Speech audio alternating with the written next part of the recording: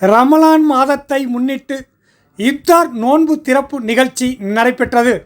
புதுக்கோட்டை 34வது 35வது வார்டுக்குட்பட்ட திருவள்ளுவர் நகர் golden நகர் பகுதியில் உள்ள VRA திருமண மண்டபத்தில் புதுக்கோட்டை வடக்கு மாவட்ட திமுக சார்பில் மத நல்லிணக்க நோன்பு திறக்கும் நிகழ்ச்சியானது நடைபெற்றது. இதில் சட்டத்துறை அமைச்சர் ரகுபதி, வடக்கு மாவட்ட செயலாளர் KK செல்லப்பாண்டியன், புதுக்கோட்டை மாநகராட்சி மேயர் திலகவதி செந்தில், துணை மேயர் லியாக்கத் அலி, தயானந்த சந்திரசேகர சுவாமிகள் மற்றும் பல்வேறு அமைப்பை சார்ந்தவர்கள், திமுகவை சார்ந்த பொறுப்பாளர்கள், இஸ்லாமியர்கள் என 500க்கும் மேற்பட்டோர் கலந்து கொண்டு நோன்பு திறக்கும் நிகழ்ச்சியானது நடைபெற்றது.